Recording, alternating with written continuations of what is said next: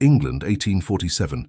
The chandeliers of Belgravia Hall glittered like 1,000 stars against the night sky. Diana Byron, with her chestnut hair elegantly arranged and dark eyes sparkling with anticipation, moved gracefully through the crowd of London's finest society.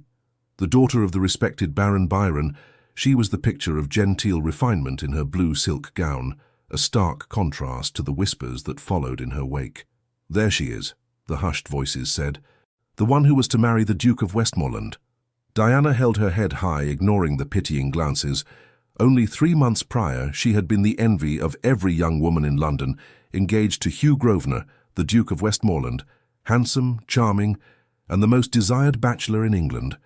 Now she attended her first social gathering since the humiliation that had shattered her world. "Miss Byron," came a gentle voice. It was Mrs. Eleanor Pembroke, her father's oldest friend. "How lovely to see you. Your courage does you credit." "Thank you," Diana replied with a measured smile. "I find one must face society eventually." "Indeed, though I dare say society must face you, and feel thoroughly ashamed for its gossip." Diana's gaze involuntarily drifted across the ballroom to where Hugh stood, resplendent in his formal attire, his golden hair catching the light. Beside him was the reason for Diana's broken engagement, Lady Victoria Ashford, the American heiress whose fortune had turned Hugh's head and heart away from Diana.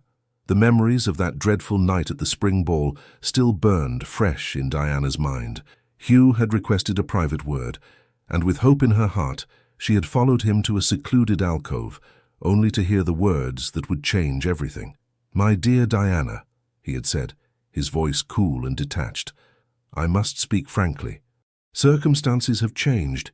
I have met someone whose connections would better serve my estates and title." Diana had stared at him in disbelief. "You speak of our engagement as though it were merely a business arrangement. Is that not what marriage is, at its core?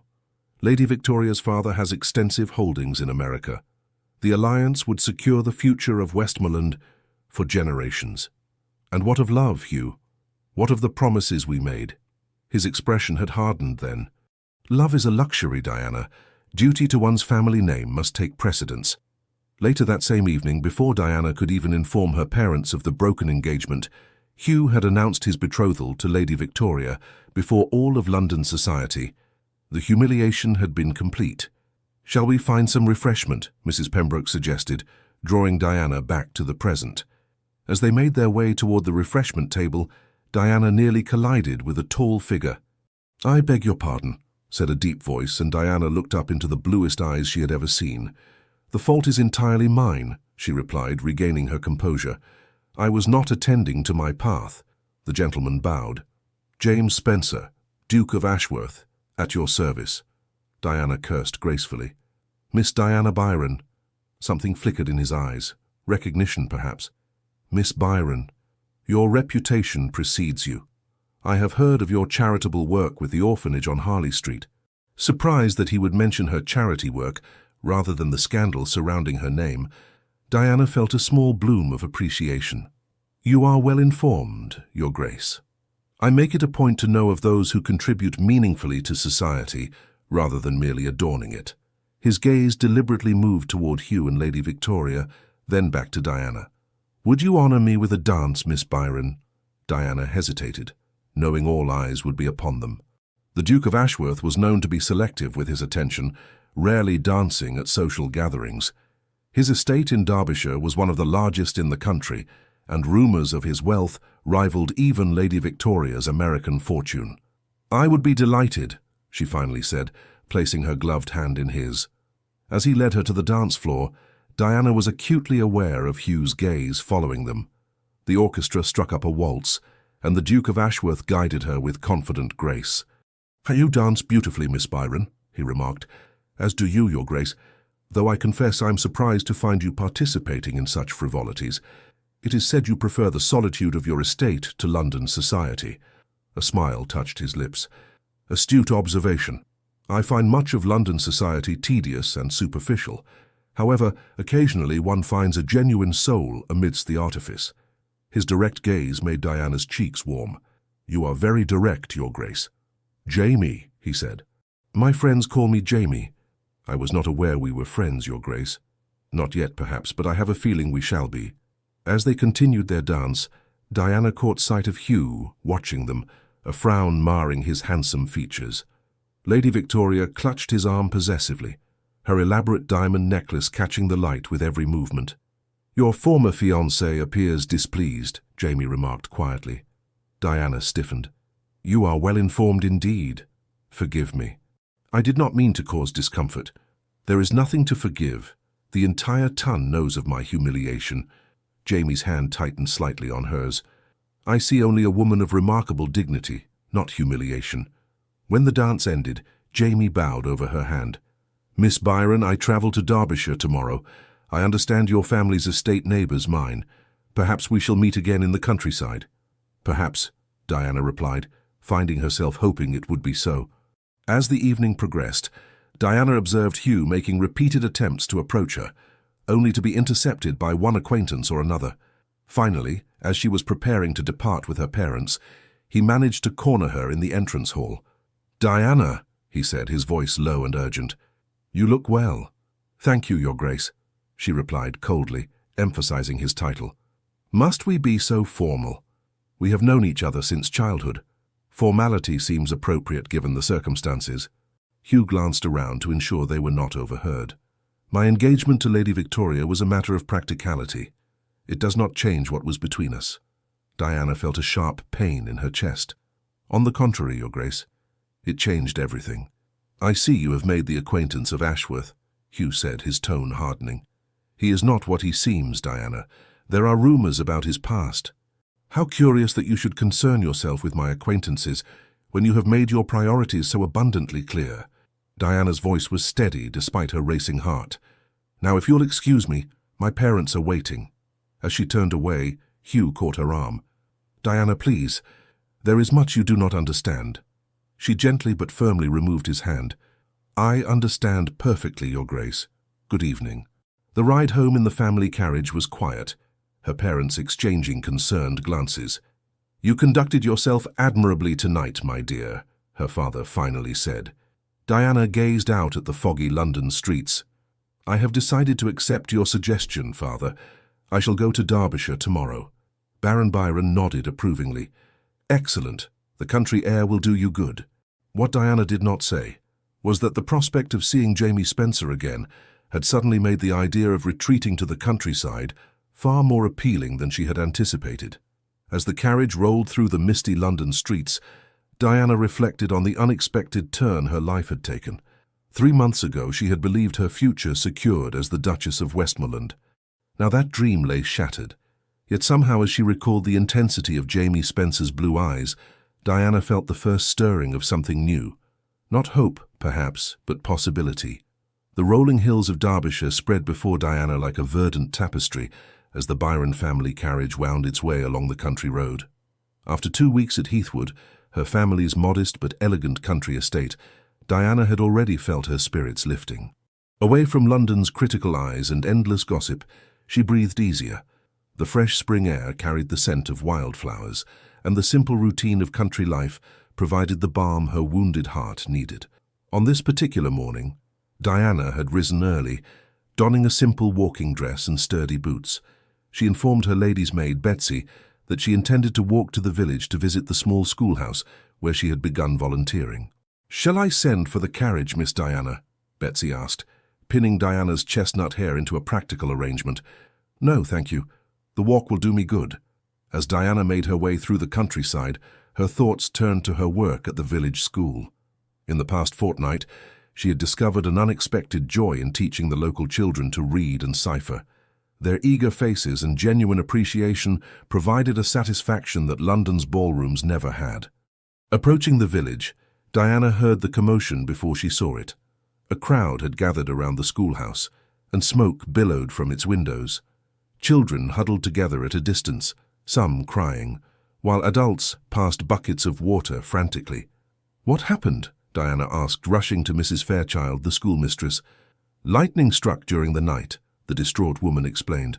"The fire smoldered until morning. We discovered it when the children arrived." Diana immediately joined the bucket line, her fine walking dress soon soiled with soot and water. For nearly an hour, The villagers worked together until the flames were finally extinguished, leaving the schoolhouse a charred shell. "Where will the children study now?" Diana wondered aloud, surveying the damage. "That is the question, is it not?" came a familiar voice behind her. Diana turned to find Jamie Spencer dismounting from his horse, his tall figure commanding attention despite his simple country attire. Unlike the formal elegance he had displayed in London, here he wore riding clothes, suited for estate management. "Your Grace!" Diana cursed, suddenly acutely aware of her bedraggled appearance. "I did not expect to see you here. Word reached Ashworth Hall of the fire. I came to offer assistance." His eyes took in her soot-smudged face and dampened dress with evident admiration. "You seem to have been in the thick of the action, Miss Byron." Before Diana could respond, Mrs. Fairchild approached, curtsying deeply. "Your Grace, it's most kind of you to come. We're at our wits' end about what to do with the children's education." Jamie surveyed the damaged building thoughtfully. "The east wing of Ashworth Hall has several unused rooms that would serve admirably as temporary classrooms. You are welcome to use them until the schoolhouse can be rebuilt." Mrs. Fairchild's eyes widened. "But Your Grace, that's exceedingly generous." "Not at all. Education is essential." He turned to Diana. "Perhaps Miss Byron might continue her excellent work there as well." Diana felt a flutter in her chest at his acknowledgement of her efforts. "I would be delighted to assist if Mrs. Fairchild approves." "Then it's settled," Jamie announced. "I shall send carriages tomorrow morning to transport the children to and from Ashworth Hall daily." As the villagers expressed their gratitude, Diana observed Jamie closely. There was nothing performative in his generosity. Unlike many of the nobility who made grand charitable gestures for public acclaim, he seemed genuinely concerned for the children's welfare. "You are staring, Miss Byron," he said quietly, a smile playing at his lips. Diana felt heat rise to her cheeks. "Forgive me. I was merely thinking that your actions today reveal much about your character. And what conclusions have you drawn? That perhaps there is more substance to the Duke of Ashworth than London society gives credit for." Jamie's smile deepened, creating lines at the corners of his eyes that Diana found inexplicably captivating. "High praise indeed. May I escort you home? You've had quite an eventful morning." Diana hesitated, glancing down at her ruined dress. "I am hardly presentable." "On the contrary," Jamie replied, his blue eyes warm. "I find sincerity and compassion far more appealing than pristine appearances." They walked together, Jamie leading his horse, as Diana told him of her work with the children. She found herself speaking more freely than she had in months, sharing her ideas for improving rural education and her belief that even girls from humble backgrounds deserve to learn more than mere household management. "You have given this considerable thought," Jamie observed. "It gives me purpose," Diana admitted. "After what happened in London," she trailed off, reluctant to mention Hugh. "After what happened," Jamie continued for her, "you might have retreated into bitterness or self-pity. Instead, you chose to channel your energies toward helping others. That speaks volumes about your character, Miss Byron." As they approached Heathwood, Diana realized with surprise that she had spent over an hour in Jamie's company without once dwelling on her broken engagement.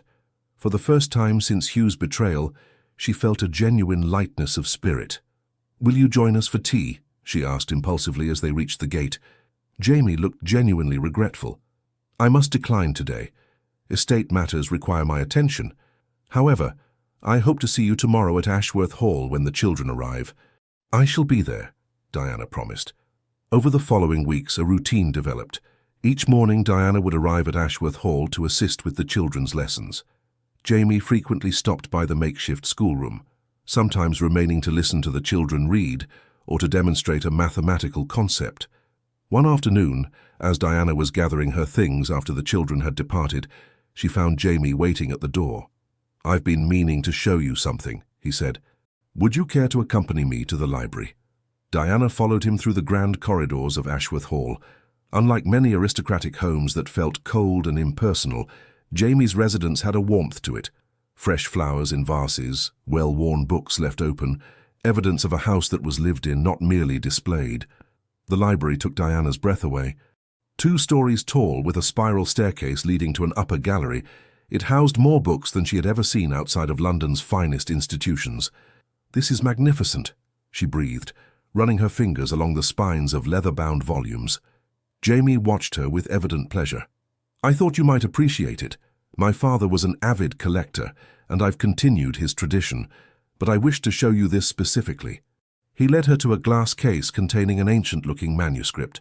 "This is a treatise on women's education from 1792, Mary Wollstonecraft's personal copy of her Vindication of the Rights of Woman, with her own annotations." Diana gasped. "But this must be incredibly valuable." "It is, and it aligns remarkably well with the educational philosophy you've described for your young female students." Diana stared at him in wonder. "You remembered our conversation." "I remember everything you say, Diana," Jamie replied softly. The use of her Christian name spoken with such gentle intimacy sent a shiver through her. It was the first time he had addressed her so informally, and Diana found she did not mind in the slightest. Their eyes met, and Diana felt something shift between them, a recognition, a possibility. Jamie took a step closer, and for a breathless moment, Diana thought he might kiss her. Instead, he took her hand, his thumb brushing lightly over her knuckles. "Diana, Your Grace." A servant appeared at the doorway, looking flustered. "Forgive the interruption, but there are visitors. The Duke of Westmoreland and Lady Victoria Ashford have just arrived." Diana felt as though she had been doused with cold water. Hugh here, and with his fiancée? Jamie's expression hardened momentarily before returning to its usual composed state. "Show them to the drawing room. We shall be there presently." When the servant had gone, Jamie turned to Diana with concern. "Forgive me. Had I known they were coming, I would have warned you." "There is nothing to forgive," Diana said, though her voice trembled slightly. "It was bound to happen eventually." Jamie offered his arm. "We need not see them if you prefer not to." Diana straightened her shoulders. "No, I have nothing to hide or be ashamed of." "Your courage continues to impress me," Jamie said softly, leading her from the library. In the drawing room, Hugh and Lady Victoria stood by the fireplace, an odd contrast. Hugh looked uncomfortable, while Lady Victoria surveyed the room with calculating eyes. When they entered, Hugh's gaze immediately fixed on Diana, something like regret flashing across his handsome features. "Westmoreland, Lady Victoria," Jamie greeted them with cool formality. "This is an unexpected pleasure." "Ashworth," Hugh replied stiffly. "We were touring the area and thought to pay our respects." "How fortunate that you should find me at home," Jamie said, the subtle emphasis suggesting he suspected their visit was no coincidence. Lady Victoria stepped forward, her elaborate travelling costume making Diana feel underdressed in her simple teaching attire. "Miss Byron, what a surprise to find you here. We had heard you were in Derbyshire, but not that you had become so familiar with Ashworth Hall." The insinuation in her tone was unmistakable. Diana felt a flash of anger but maintained her composure. "I assist with teaching the village children, who are temporarily using His Grace's East Wing as a schoolroom." "How charitable," Lady Victoria replied, her tone suggesting it was anything but, though one wonders why a duke would concern himself with the education of peasants. Jamie's voice cooled noticeably. "I find investing in education yields far greater returns than many other pursuits, Lady Victoria. But perhaps American sensibilities differ from ours." Hugh cleared his throat uncomfortably. "We won't impose long. We are expected at Chatsworth this evening." "The Devonshires are entertaining then?" Jamie inquired politely. "A small gathering," Lady Victoria said, clearly pleased to emphasize their social connections. "The Prince Regent is expected." "How lovely for you," Diana said evenly. "I'm sure it will be a magnificent affair." Hugh's eyes hadn't left Diana. "You look well, Diana. Country life evidently agrees with you." "Yes," she replied simply. "I have found great satisfaction here." An uncomfortable silence fell until Jamie smoothly suggested refreshments. As tea was served, Diana noticed the tension between Hugh and Lady Victoria, small signs of discord in their exchanged glances and curt responses to one another. "I understand congratulations are in order," Jamie said, his tone perfectly pleasant though his eyes were watchful. "Your wedding is to be this autumn, is it not?" Hugh shifted in his seat. "The date is not yet fixed." Lady Victoria's smile tightened. "My father insists on certain financial arrangements being settled first. Legal matters can be so tedious." "Indeed," Jamie murmured. particularly when one party may have misrepresented their circumstances. Diana glanced sharply at him, wondering at his meaning. Hugh's face darkened, but before he could respond, Lady Victoria rose abruptly. "We really must be going if we're to reach Chatsworth before dinner," she announced. "Thank you for your hospitality, Ashworth." As they prepared to depart, Hugh managed a moment alone with Diana in the entrance hall, while Jamie escorted Lady Victoria to their carriage. "Diana," Hugh said urgently, "I've made a terrible mistake." Diana felt a painful thudding in her chest, but kept her expression neutral. "We all make choices, Your Grace. Not a day passes that I don't regret what I did to you." His voice dropped to a whisper. "Victoria's fortune is not what it was rumored to be, and her father's demands grow more unreasonable by the day. The marriage may never happen. And this should concern me how?" Diana asked, though her voice caught slightly. Hugh stepped closer. "Because I never stopped loving you." For a moment, Diana felt the ghost of her former feelings. The girl who had loved Hugh since childhood stirred within her. But then she thought of Jamie, his kindness, his respect, the way he valued her mind and her convictions. "I believe your fiancé is waiting," Diana said quietly. Hugh's face fell. "This isn't over, Diana. We have too much history to simply end." After they had gone, Diana found Jamie in the library, staring pensively out the window. "Are you all right?" he asked when he noticed her. "Yes," Diana replied, surprised to realize it was true. "Seeing Hugh was less difficult than I expected." Jamie studied her face. "He still harbors feelings for you." It wasn't a question, but Diana answered anyway.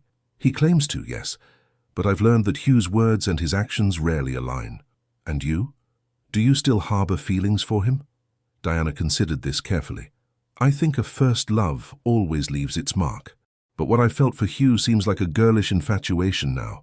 I've changed since then." Jamie took her hand, his touch sending warmth through her. "For what it's worth, I believe the change is remarkable. You've grown into your strength, Diana Byron." As Diana returned home that evening, she realized that the pain of Hugh's betrayal had diminished to a dull ache, replaced by something new and promising. Feelings for a man who saw her value beyond her beauty or family connections, who respected her mind and shared her principles. For the first time since that fateful spring ball, Diana found herself looking forward rather than back, and the future suddenly seemed bright with possibility. Summer blossomed across Derbyshire, painting the countryside in vibrant hues. The temporary schoolroom at Ashworth Hall had evolved into something more permanent, with Jamie commissioning proper desks and educational materials from London. The village children thrived under Diana's guidance, and her days were filled with purpose and joy. Her friendship with Jamie had deepened into something more profound. They spent hours discussing books, debating philosophical ideas, or simply enjoying each other's company in comfortable silence. Diana had never known such ease with anyone, certainly not with Hugh, whose conversation had always revolved around society gossip and hunting. On a warm July afternoon, Diana and Jamie rode out to survey the progress on the new schoolhouse being built in the village. Jamie had not only contributed generously to its reconstruction, but had insisted on improvements: larger windows for better light, a separate library room, and proper heating for winter months. "The children will scarcely recognize it," Diana remarked as they dismounted to examine the half-finished structure. "They deserve nothing less," Jamie replied. "Their education today shapes the county's future." Diana smiled up at him. "You speak like a man with a personal stake in education." "I suppose I do," Jamie admitted, his expression growing thoughtful. "My mother died when I was young, and my father was often absent. Books and a particularly dedicated tutor were my salvation during a lonely childhood." Diana touched his arm gently. "I didn't know. You rarely speak of your family." "There is little to tell. My father was a good duke, but a distant parent. He expected me to fulfill my duties to the title, nothing more." "And yet you've become so much more than just a title," Diana said softly. Jamie's eyes met hers, their blue depths reflecting something that made Diana's heart quicken. "Because of people like you, Diana. People who see beyond rank and privilege to what truly matters." They continued their inspection, discussing plans for the autumn term, when a commotion at the village crossroads caught their attention. A carriage had overturned, and a crowd was gathering. Without hesitation, Jamie rushed toward the accident, Diana following close behind. The carriage lay on its side, its wheels still spinning slowly. The driver was helping a woman from the wreckage, while bystanders attempted to calm the frightened horses. "Is anyone hurt?" Jamie called out, immediately taking charge. "Just the lady, Your Grace," the driver replied, his face pale with shock. "It was the wheel, sir. Came clean off on the turn." Diana pushed forward to assist the injured passenger, then stopped abruptly. It was Lady Victoria Ashford, her travelling dress torn and muddied, a trickle of blood running from a cut on her forehead. "Miss Byron," Lady Victoria said weakly, recognition dawning in her eyes. "How very unexpected." "You're injured," Diana said, setting aside any personal feelings. "Let me help you." Jamie appeared at her side, equally surprised but similarly pragmatic. "Lady Victoria must be taken somewhere to rest and have her wounds attended to. Ashworth Hall is closest." Despite Lady Victoria's weak protests, Jamie insisted on carrying her to his horse. "Miss Byron and I shall take you to Ashworth Hall immediately. Your driver can follow with the repaired carriage when possible." The journey was awkward, with Lady Victoria mounted before Jamie, while Diana rode her own mare alongside. At Ashworth Hall, servants rushed to prepare a guest chamber, and the housekeeper, Mrs. Fleming, helped Lady Victoria to bed while sending for the local physician. "I've sent word to Westmoreland," Jamie informed Diana as they waited in the drawing room, "though I'm not certain where to find him. According to her driver, Lady Victoria was travelling alone." Diana frowned. "Alone? That seems unlike her." Indeed, she was headed toward Matlock, apparently. Before they could speculate further, Mrs. Fleming appeared. "The lady is asking for Miss Byron, Your Grace." Surprised, Diana made her way to the guest chamber. Lady Victoria lay against the pillows, her golden hair unpinned and flowing around her shoulders, making her look younger and more vulnerable than Diana had ever seen her. "You wish to see me?" Diana asked, remaining by the door.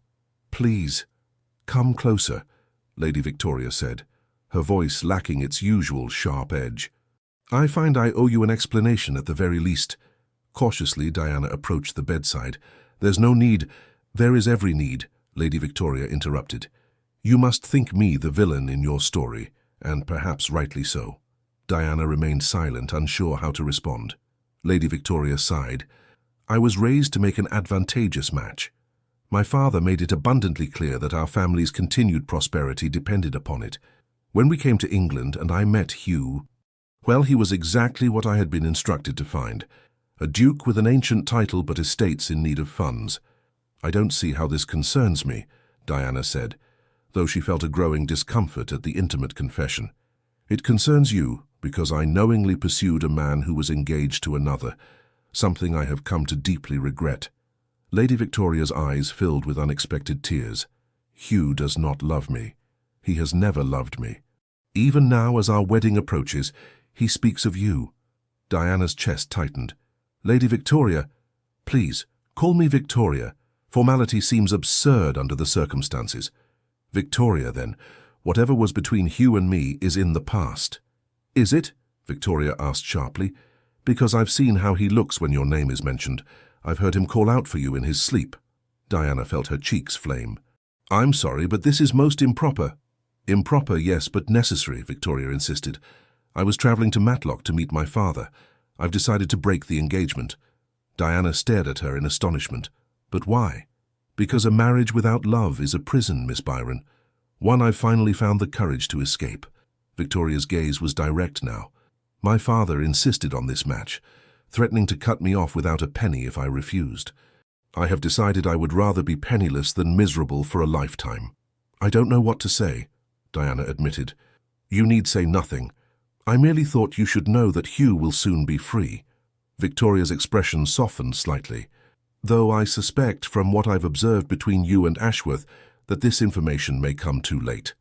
Before Diana could formulate a response, a commotion sounded from downstairs. Moments later, the door burst open to reveal Hugh, his clothing disheveled as though he had ridden hard. "Victoria," he exclaimed, rushing to the bedside before noticing Diana. "Diana, I did not expect to find you here." "Miss Byron has been most attentive," Victoria said coolly. "Unlike my fiancé, who was nowhere to be found when I needed him."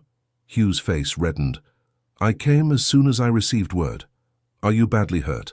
Nothing serious, merely a few cuts and bruises. Victoria's voice regained some of its familiar sharpness. Though it's fortunate the Duke of Ashworth and Miss Byron happened upon me, one shudders to think what might have happened otherwise. Diana moved toward the door. I shall leave you to speak privately. Diana, wait, Hugh called after her, but she continued out, closing the door firmly behind her. In the corridor, she nearly collided with Jamie, who had evidently been coming to check on the situation. How is she? He asked. Recovering well, Diana replied, then hesitated. Jamie, she told me something rather extraordinary. She intends to break her engagement to Hugh. Jamie's eyebrows rose. Indeed, that is unexpected. She claims to have realized that a marriage without love is not worth the security it brings, Diana said, still trying to process the conversation. A wise realization, though one wonders at the timing, Jamie remarked thoughtfully. Before Diana could respond, the guest room door opened and Hugh emerged, his expression thunderous. Ashworth, he acknowledged curtly, then turned to Diana. Might I have a word with you, Diana, in private? Jamie stiffened beside her. Miss Byron is under no obligation. It's all right, Diana interrupted gently, touching Jamie's arm. I'll speak with him. Jamie's eyes searched hers, concern evident. Very well. I shall be in the library should you need me.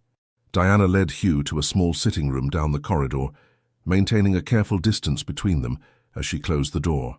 Victoria has just informed me she wishes to end our engagement, Hugh said without preamble. Yes, she mentioned as much to me, Diana replied evenly. Hugh ran a hand through his hair, a gesture of frustration Diana remembered well. She claims I am still in love with you, that I have been miserable without you. Diana remained silent, waiting. The devil of it is she's right, Hugh continued, stepping closer. Diana, I have regretted my decision every day since I made it. Losing you was the greatest mistake of my life. Hugh! No, please hear me out. His voice grew urgent. I was a fool, blinded by ambition and the promise of Victoria's fortune. But wealth means nothing without happiness, without you. He reached for her hands, and Diana allowed him to take them, feeling a curious detachment as she looked into the face she had once loved so desperately. We could start again, Hugh pleaded. The moment Victoria returns to America, I shall be free. Free to follow my heart, which has always belonged to you. There was a time when such words would have made Diana's heart soar. Now she felt only a distant sadness for what might have been. Hugh, she said gently, what we had is in the past. You cannot mean that, he insisted. What we shared was beautiful once, Diana acknowledged, but when you broke our engagement, you broke something else as well. My trust in you. I can regain that trust. Given time. Diana shook her head. It isn't just that. I've changed, Hugh. These months in Derbyshire have shown me what truly matters to me, what I truly want from life and from love. Hugh's face hardened slightly. Ashworth, you've developed feelings for him. It wasn't a question, but Diana answered truthfully. Yes. You hardly know him, Diana. There are things about his past. I know enough, Diana interrupted firmly. I know he is kind and principled. I know he values education and treats everyone, regardless of their station, with respect. I know he sees me, truly sees me, not as an ornament or a means to an end, but as a person of substance. Hugh released her hands, stepping back as though struck, and I never did. You saw what you wanted to see, Diana said, her tone softening. We were very young, Hugh. Perhaps what we felt was never meant to last. A heavy silence fell between them, the weight of their shared history and divergent futures pressing down. Does he make you happy? Hugh finally asked, his voice rough with emotion. Diana thought of Jamie, his quiet strength, his profound respect for her mind and opinions, the way his eyes lit up when she entered a room. Yes, she said simply. He does. Hugh nodded slowly, a mixture of resignation and regret on his face. Then I wish you joy of it, truly. As he turned to leave, Diana called after him. Hugh. He paused, looking back. I hope you find someone who loves you for yourself, not your title or estates. You deserve that happiness too. A sad smile touched his lips. Ever generous, even to those who wronged you. That was always your way, Diana Byron. After Hugh departed, Diana remained in the sitting room, processing the unexpected turns the day had taken. When she finally emerged, she found Jamie waiting in the corridor, his expression guarded. "Is all well?" he asked cautiously. Diana nodded. "Hugh wished to tell me that Victoria has broken their engagement and to revisit our past." Jamie's posture tensed visibly. "I see. I told him that my feelings have changed," Diana continued, moving closer. "That my heart now lies elsewhere." Hope dawned in Jamie's eyes. "And where might that be?" "With a certain duke who values education and kindness above all else," Diana said softly. "A man who saw me at my lowest moment and helped me discover my own strength." Jamie took her hands in his touch sending warmth through her entire being. "Diana Byron, from the moment I saw you standing dignified and proud at that London ball, I knew you were extraordinary. Not for your beauty, though you possess that in abundance, but for your resilience and grace in the face of cruelty." Diana's heart swelled at his words. "I never thought I would feel this way again, that I could trust my heart to anyone after what happened." "I would never betray that trust," Jamie vowed, his blue eyes intense. "Every day since we met, my admiration and affection for you have only deepened. Your passion for education, your kindness to the village children, your brilliant mind, these are the qualities that have captured my heart." A gentle breeze from an open window stirred the curtains, casting dappled sunlight across their joined hands. In that moment, surrounded by the quiet beauty of Ashworth Hall, Diana knew with absolute certainty that what she felt for Jamie was true love, deeper and more meaningful than anything she had experienced with Hugh. "I believe I'm falling in love with you, Jamie Spencer," she whispered, the words both frightening and liberating to speak aloud. Jamie's face transformed with joy. He drew her closer, one hand gently cupping her cheek. "Diana Byron, I have already fallen completely in love with you." As his lips met hers in a tender first kiss, Diana felt as though her heart might burst with happiness. This was nothing like the chaste, proper kisses she had shared with Hugh during their engagement. This was a meeting of souls, a promise of partnership based on mutual respect and genuine affection. When they finally parted, both slightly breathless, Jamie pressed his forehead against hers. "I had planned to speak to your father soon about courting you properly. It seems we've rather disrupted the traditional order of things." Diana laughed softly. "I find I don't mind in the slightest." Their moment of bliss was interrupted by Mrs. Fleming, who appeared with news that the physician had arrived to tend to Lady Victoria. As Jamie went to attend to their unexpected guest, Diana wandered to the library, her mind and heart full. Among the thousands of volumes, she found herself drawn to a small leather-bound book on a side table. Opening it, she discovered it was Jamie's personal journal. Propriety demanded she close it immediately, but a glimpse of her own name caught her eye. "I met Diana Byron today," the entry began, dated the very evening of the London ball where they had first danced. "She carries herself with remarkable dignity, despite the ton's cruel gossip. There is a depth to her that few seem to appreciate, an intelligence and strength of character that shine through her every word and gesture. I find myself thinking of her dark eyes, so expressive and honest." Diana closed the journal quickly, her cheeks flushing at this evidence of Jamie's long-standing regard. She replaced it exactly as she had found it. But the damage was done. She had glimpsed Jamie's most private thoughts and found herself illuminated within them. When Jamie returned to the library some time later, he found Diana by the window, gazing out at the gardens. "Lady Victoria is resting comfortably," he reported. "The physician says she should recover quickly, though he recommends she remain here for at least 2 days before traveling." "That is good news," Diana replied, turning to face him. She hesitated, then added, "Jamie, I must confess something. I inadvertently saw an entry in your journal, one that mentioned me. I apologize for the intrusion." Jamie's expression registered surprise, but not anger. "And what did you discover in my poorly hidden thoughts?" "That you saw something in me from the very beginning," Diana said softly. "Something I scarcely saw in myself at that time." Jamie approached her, taking her hands once more. "I saw a woman of substance when others saw only scandal, a woman whose true value had been overlooked by a man too blind to recognize the treasure before him." His voice deepened with emotion. "Diana, I have loved you since that first dance." Every day in your company has only confirmed what my heart knew immediately. Diana felt tears prick her eyes.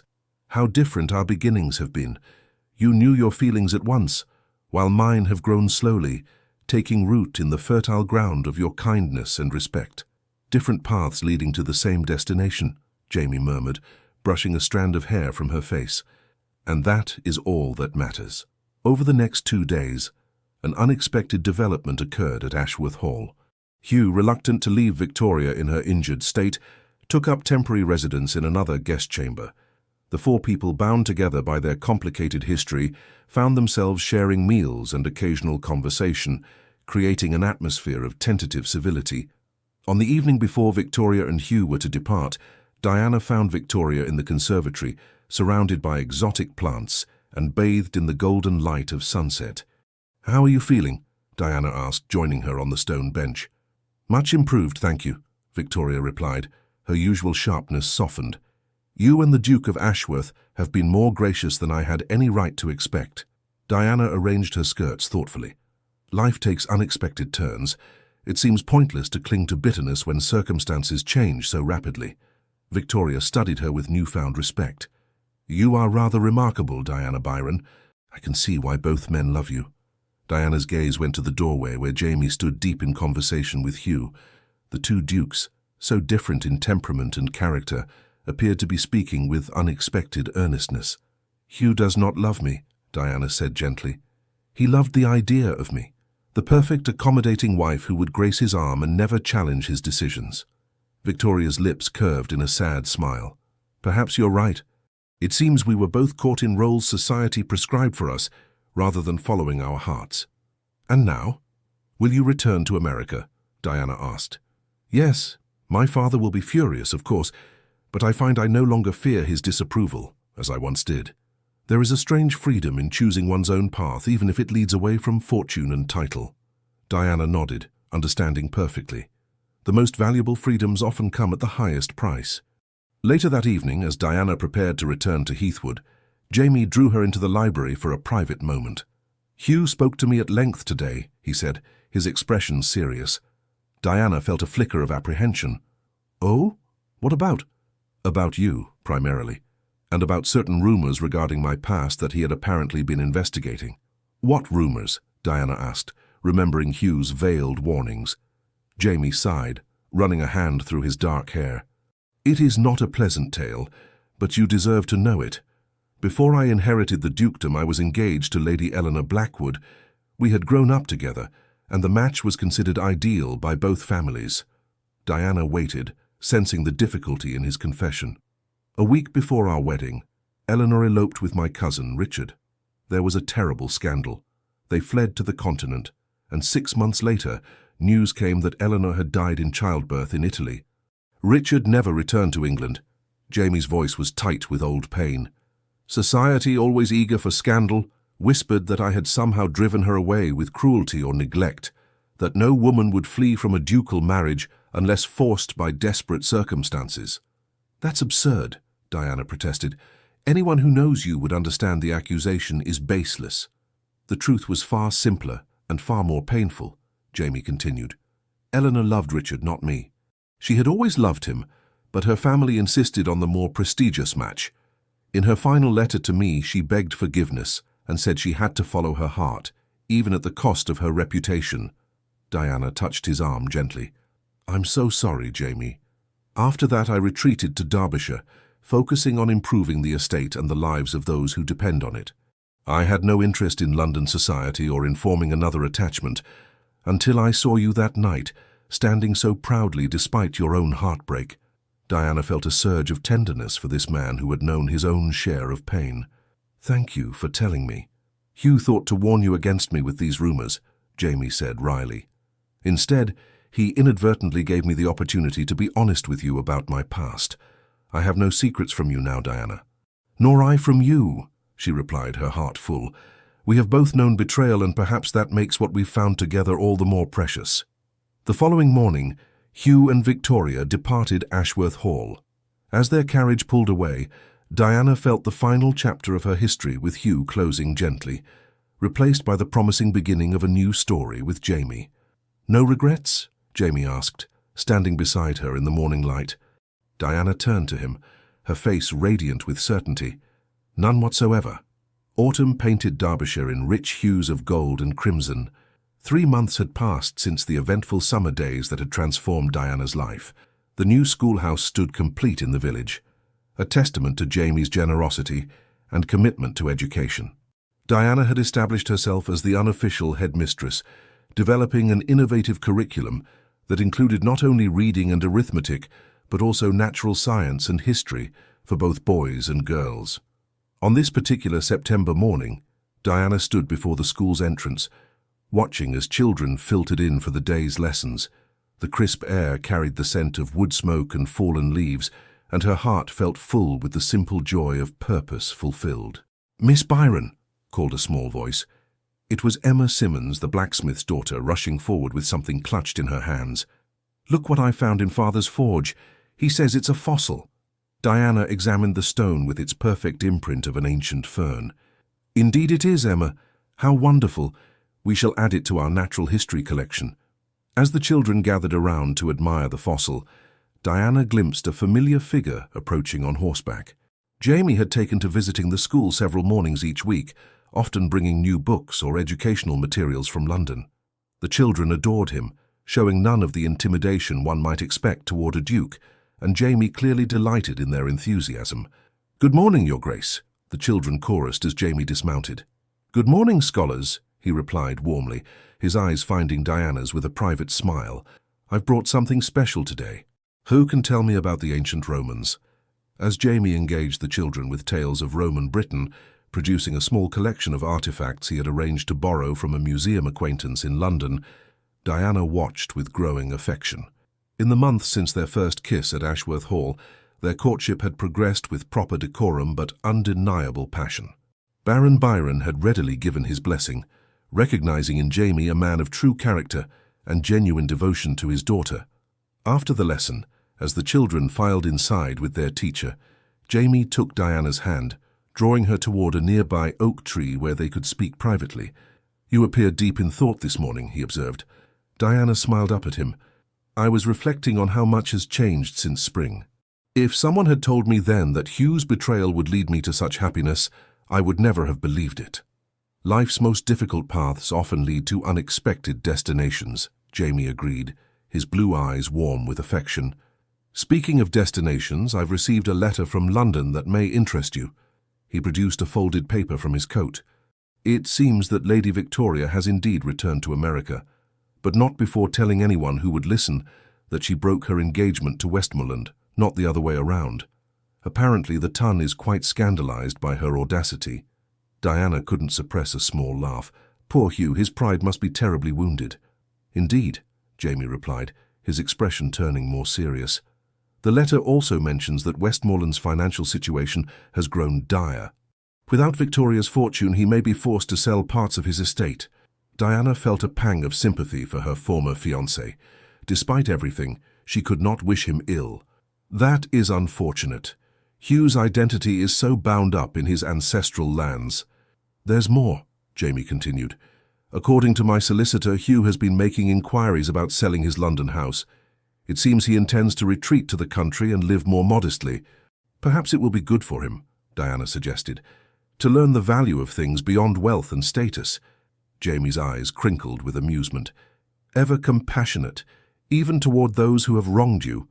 The school bell rang, calling Diana back to her duties. "Will you join us for luncheon at Heathwood later?" she asked, reluctantly preparing to leave. "I'm afraid I have business in Matlock today," Jamie replied, his expression oddly enigmatic. "But I shall call on you this evening, if I may. There is something important I wish to discuss with your father." Diana felt her heart quicken at his formal tone. "Of course.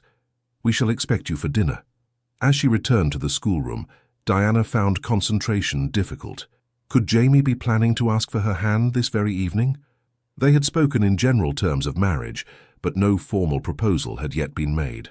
The thought both thrilled and overwhelmed her. The day passed in a blur of lessons and administrative tasks. By late afternoon, Diana was gathering her things to return home when the school door opened to admit an unexpected visitor. Hugh Grosvenor stood in the doorway, his elegant attire incongruous in the simple schoolroom. "Hugh," Diana said, startled, "what brings you to Derbyshire?" He removed his hat, looking uncharacteristically hesitant. "I hoped we might speak privately, Diana." She gestured to an empty bench. "The children have gone. We may speak here." Hugh sat, his tall frame awkward on the child-sized furniture. "I've come to apologize, properly this time, and to wish you happy." Diana set aside the papers she had been organizing. "That's very kind, but unnecessary." "It is entirely necessary," Hugh insisted. "I behaved abominably toward you. Out of greed and ambition, I threw away something precious, your trust and affection. I see now what a fool I was." There was a sincerity in his voice that Diana had rarely heard before. "We all make mistakes, Hugh. Some mistakes have graver consequences than others." His expression was rueful. "You've heard about my financial difficulties, I presume." "Jamie mentioned something," Diana acknowledged. "Of course he did." Hugh gave a short laugh. "Ashworth always did have impeccable sources of information." "Well, it's true. Without Victoria's fortune, I've been forced to make difficult decisions. I'm selling the London house and half the art collection. The entailed lands are safe, but only just." "I'm sorry to hear it," Diana said sincerely. Hugh waved away her sympathy. "Don't be. In truth, there's a strange liberation in it. For the first time in my life, I'm making choices based on necessity rather than appearance. It's clarifying." Diana studied him with new interest. This humbler Hugh was a far cry from the arrogant man who had broken their engagement for greater wealth. "But I didn't come to discuss my finances," Hugh continued. "I came because I heard rumors of an impending engagement between you and Ashworth. Is it true?" Diana hesitated. "Jamie has not yet spoken formally to my father, but I believe his intentions are serious." Hugh nodded slowly. "He's a good man, Diana. Far better than I was to you." He reached into his pocket, producing a small velvet box.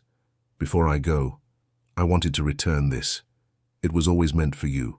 He opened the box to reveal a delicate pearl ring that had belonged to his grandmother, the ring he had given Diana upon their engagement, which she had returned after their break. "Hugh, I cannot accept this," Diana protested. "Not as an engagement gift," he clarified quickly, "but as a token of apology, and as a reminder that even those who make grievous mistakes can learn from them." His eyes held hers earnestly. "I want you to be happy, Diana. Truly happy. And I believe Ashworth will give you the life and love you deserve." Touched by his unexpected maturity, Diana accepted the box. "Thank you, Hugh. I hope you find happiness too." He rose to leave, pausing at the door. "I'm returning to Westmoreland Park permanently. The London society that once seemed so essential now feels hollow. Perhaps I'll follow your example and establish a school on the estate." Diana smiled. "You might find it more rewarding than you expect." After Hugh departed, Diana sat for a long while in the empty schoolroom, turning the velvet box in her hands. It represented a chapter of her life now closed, not with bitterness, as she had once feared, but with a peaceful sense of resolution. That evening, as Diana dressed for dinner, she selected her finest gown, a deep emerald silk that complemented her dark eyes and chestnut hair. Betsy arranged her hair in an elegant style, adorned with a simple pearl comb, a gift from her mother. "You look beautiful, Miss Diana," Betsy said, stepping back to admire her handiwork. "The Duke won't be able to take his eyes off you." Diana smiled, her cheeks warming. "Is it that obvious why he's coming tonight?" "The whole household has been speculating for weeks," Betsy admitted with a grin. "Cook's prepared all His Grace's favorite dishes." When Diana descended to the drawing room, she found her parents already entertaining Jamie, who stood immediately upon her entrance. His eyes widened appreciatively as he took in her appearance. "Diana," he greeted her, crossing the room to take her hand. "You look radiant." Dinner was a pleasant affair, with conversation flowing easily between topics of local interest and broader discussions of politics and literature. Diana noted how naturally Jamie had integrated into her family circle, respectful of her father's opinions, while gently introducing progressive ideas about education and estate management. After the meal, Baron Byron invited Jamie to join him in his study for brandy, exchanging a meaningful glance with his wife that was not lost on Diana. She and her mother retired to the drawing room, where Diana pretended to concentrate on her embroidery, while straining to hear any sound from the corridor. "Patience, my dear," Lady Byron said with knowing amusement. "Some conversations between gentlemen must be conducted properly." Nearly half an hour passed before the study door opened. Diana heard her father's deep laugh, followed by Jamie's voice, though she couldn't make out the words. When they entered the drawing room, both men wore expressions of satisfaction. "Diana," her father said formally, though his eyes twinkled with suppressed joy, "the Duke of Ashworth has requested a private audience with you. Your mother and I shall take a turn in the conservatory." As her parents tactfully withdrew, closing the door behind them, Diana set aside her embroidery with trembling hands. Jamie approached, taking both her hands in his as he led her to the sofa. "Diana Byron," he began, his voice rich with emotion, "these past months have been the happiest of my life. You have brought light and purpose to days I once filled merely with duty." Diana's heart raced as Jamie knelt before her, still holding her hands in his. "I love you more than I believed it possible to love anyone," he continued. "Your intelligence, your compassion, your strength of character, every quality reveals new depths each day we spend together." From his pocket, he produced a small box of midnight blue velvet. Opening it, he revealed a ring unlike any Diana had seen, a perfect sapphire surrounded by diamonds that caught the firelight in dazzling patterns. "This was my mother's," Jamie explained softly. "The only item of hers I truly cherish. The sapphire reminded my father of her eyes, just as it reminds me of the day we met. You in your blue silk gown, standing proud despite your broken heart." Diana felt tears welling as Jamie continued. "Diana Byron, would you do me the extraordinary honor of becoming my wife? Not for fortune or title, but for love, pure and true, and the promise of a partnership based on mutual respect and shared purpose." "Yes," Diana whispered, her voice catching with emotion. "With all my heart, yes." Jamie slid the ring onto her finger, then rose to sit beside her, drawing her into a tender embrace. His kiss was gentle, yet passionate, a promise of the life they would build together. When they finally parted, Diana rested her head against his shoulder.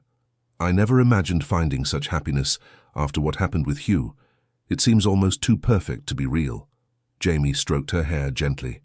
"Not perfect, perhaps, but real and lasting because it's built on honesty and genuine affection, not calculation or social advantage."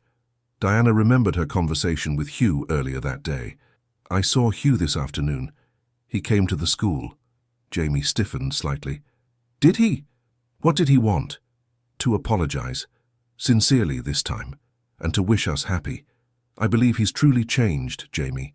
His financial difficulties seem to have taught him valuable lessons." Jamie's expression softened. "Then perhaps some good has come from all the pain." Diana nodded thoughtfully. "He returned my old engagement ring, not to rekindle anything, but as a gesture of apology. It made me realize how completely my feelings for him have transformed. Where once there was hurt and betrayal, now there's only a quiet wish for his welfare." "That speaks to your generous spirit," Jamie said, kissing her forehead. "Most would harbor resentment." "What purpose would that serve?" Diana asked simply. "Hugh's betrayal, painful as it was, led me to you. To true love rather than infatuation, to substance rather than mere appearance." She gazed up at her fiancé, heart full. "I would endure that heartbreak 1,000 times if it always led to this moment." 2 months later, on a crisp November morning, the small Norman church in the village near Ashworth Hall was filled with flowers and candlelight. Diana stood at the entrance on her father's arm, a vision in ivory silk and Honiton lace, her mother's veil framing her radiant face.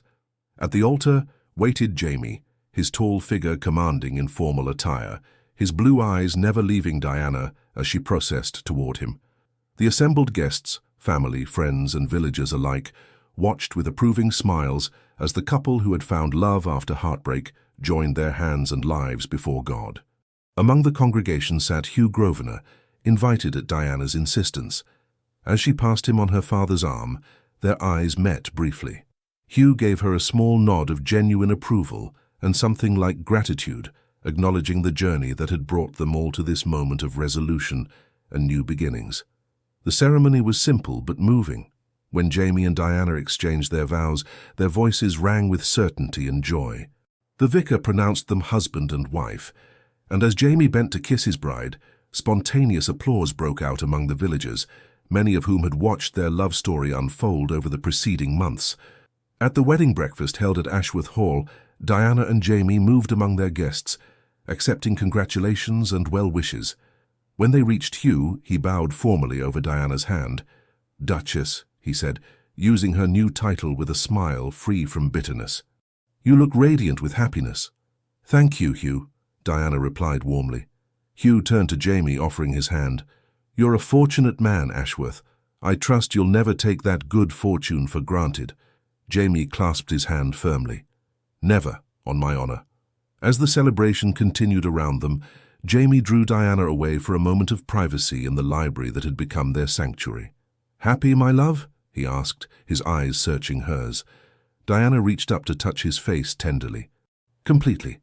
This feels like the beginning of something extraordinary, not just for us, but for all the lives we might touch together."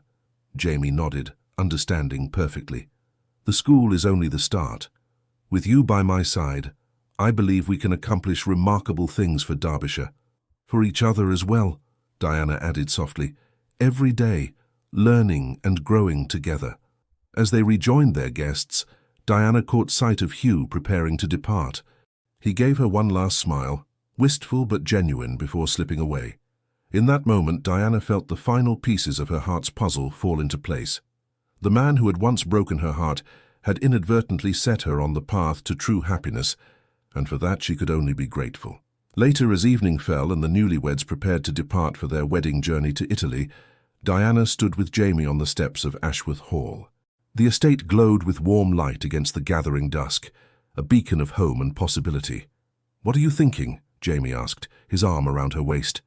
Diana leaned into him, savoring his warmth and strength. That sometimes life's greatest disappointments lead to its greatest joys.